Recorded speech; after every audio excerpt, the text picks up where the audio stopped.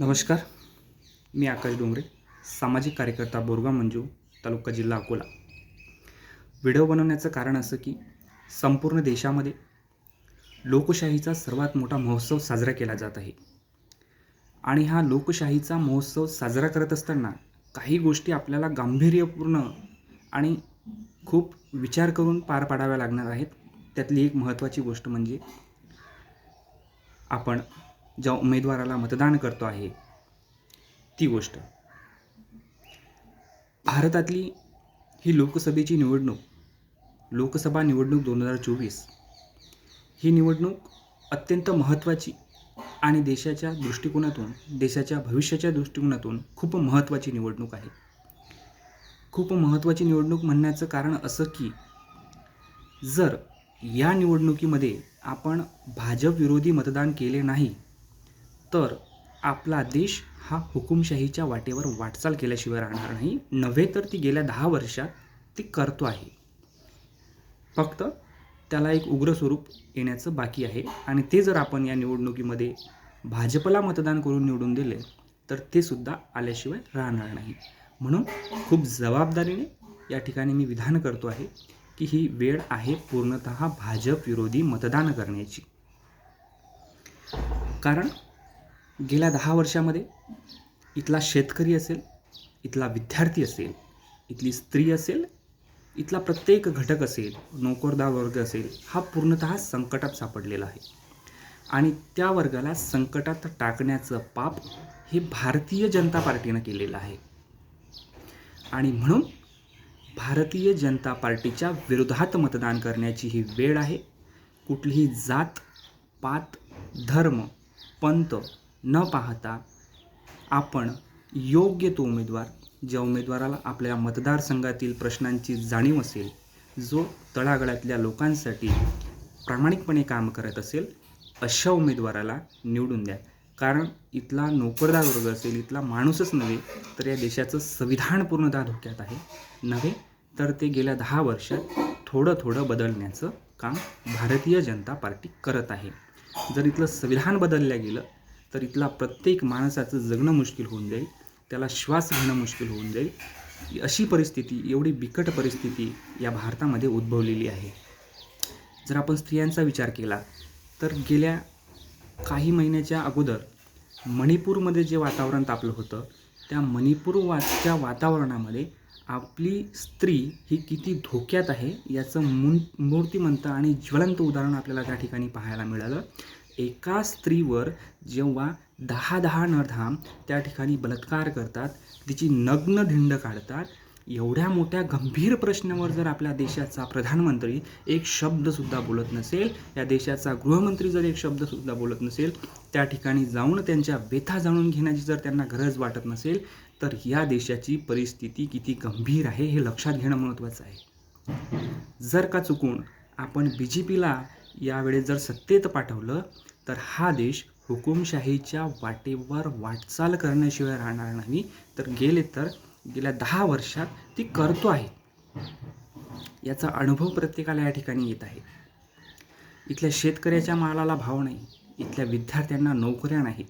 नोकरी मागायला गेलं तर ते पकोडे तळण्याचा सल्ला आम्हाला देतात.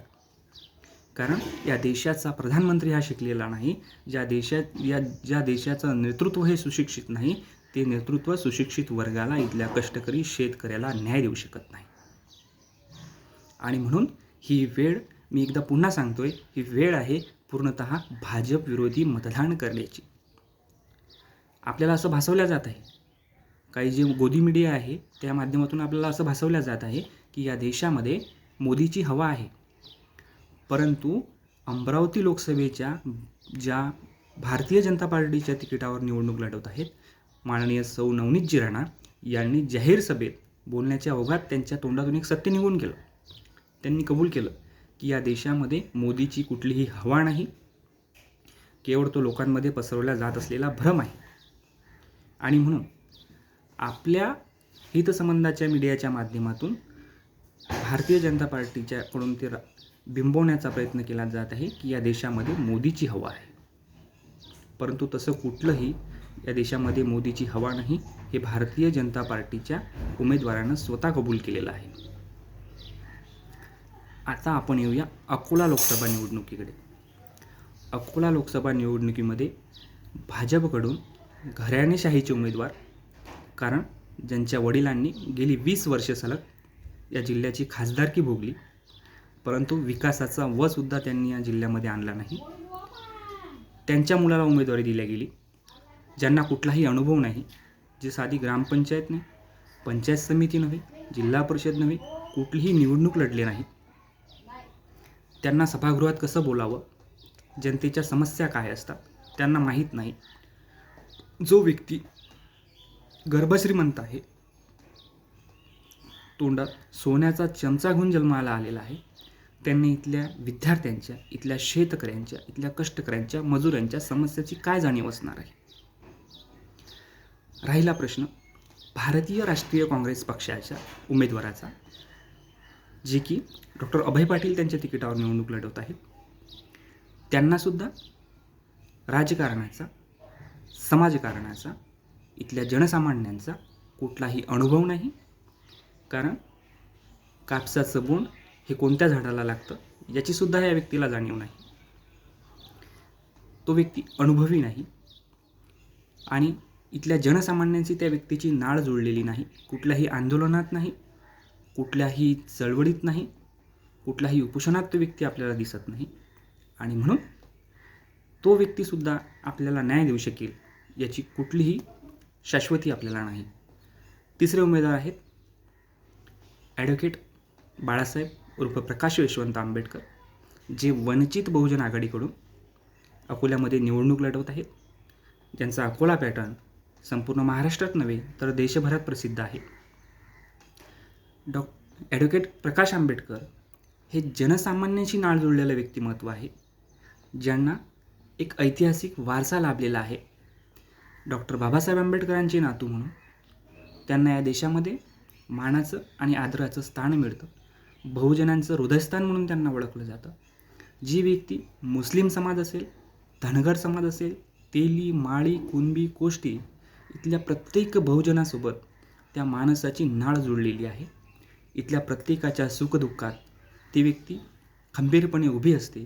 त्यांच्या समस्या देशपातळीवर मांडण्याचं ती व्यक्ती काम करते आणि म्हणून अकोला लोकसभा निवडणुकीमध्ये ॲडव्होकेट प्रकाश आंबेडकर यांना निवडून देण्याची आणि या जिल्ह्याला एक विकास पुरुष म्हणून संसदेत पाठवण्याची ही सुवर्ण संधी आहे. कारण त्यांच्या विरोधातले जर आपण दोन्ही उमेदवार पाहिले तर ते पूर्णतः कर्तव्यशून्य आहेत. ज्या दिवशी अनुप धोत्रेची उमेदवारी जाहीर झाली होती त्या दिवशी मी जाहीर सोशल मीडियावर एक पोस्ट केली होती की अनुप धोत्रे हे पूर्णतः कर्तव्यशून्य आहेत. त्यांच्या बापाची पुण्याई म्हणून त्यांना उमेदवारी दिलेली गेली आणि त्यांना ज्या दिवशी उमेदवारी दिली गेली आणि ते प्रचारामध्ये उतरले तेव्हा ठिकठिकाणी जनसामान्य लोकांकडून त्यांना विरोध होत होता. गेल्या 20 वर्षात तुम्ही काय केलं हे प्रश्न त्यांना विचारले जात होते आणि मी हे सुद्धा म्हटलं होतं आणि आजसुद्धा म्हणतोय की अनुप धोत्रेंच्या वडिलांचं पाप त्यांना भरून द्यावं लागत आहे. त्यांच्या पापाचं धनी त्यांना व्हावं लागत आहे. कारण की गेल्या 20 वर्षात संजय धोत्रे यांनी कुठलाही विकास केला नाही, कुठल्याही गावामध्ये ते गेले नाहीत. अजूनही संजय धोत्रे कसे दिसतात आणि संजय धोत्रे जे आपल्या अकोल्याचे खासदार आहेत ते नेमके कोण आहेत हे लोकांना माहीत नाही. आज जरी संजय धोत्रेंना जर एखाद्या वर्दळीच्या ठिकाणी सोडलं तर त्यांना खासदार म्हणून कोणीही ओळखणार नाही, कारण की लोकांनी त्यांना फक्त फोटोत पाहिलेलं आहे, प्रत्यक्ष पाहिलंच नाही, कारण की ते लोकात गेले नाही. परंतु प्रकाश आंबेडकर एवढा मोठा ऐतिहासिक वारसा लाभलेला असताना एक सामान्य माणसासारखे सामान्य माणसाच्या झोपडीत जाऊन दोन घास बेसन भाकर खाणारा हा माणूस आहे. उच्च विभूषित आहे आणि प्रत्येक गोष्टीचा अभ्यास आहे. समाजकारण असेल, राजकारण असेल, अर्थशास्त्र असेल, न्यायशास्त्र असेल, इथल्या प्रत्येक घटकाचा त्यांना न्याय आहे आणि म्हणून इथल्या प्रत्येक घटकाला न्याय देण्याची हिंमत त्यांच्यामध्ये आहे. संसद हलवण्याची हिंमत त्यांच्यामध्ये आहे, कारण संसदेत बोलणारं व्यक्तिमत्व हे अभ्यासू व्यक्तिमत्व असावं लागतं. कोणालाही ते जमत नाही, कारण की गेल्या 20 वर्षात संजय धोत्रे यांनी कुठल्याही अकोल्याचा प्रश्न संसदेत उचलून धरला असं कोणालाही सापडणार नाही, शोधूनही सापडणार नाही. आणि म्हणून ॲडव्होकेट प्रकाश यशवंत आंबेडकर यांचं पारडं या दोन्ही विरोधी उमेदवारांच्या तुलनेत जड आहे आणि म्हणून येणाऱ्या उमेदवाराला आपलं मत द्या, जेणेकरून आपलं मत हे वाया जाणार नाही आणि आपण दिलेल्या मताचं चित होणार. प्रकाश आंबेडकर हे 101% अकोला लोकसभेमधून निवडून येणार आहेत.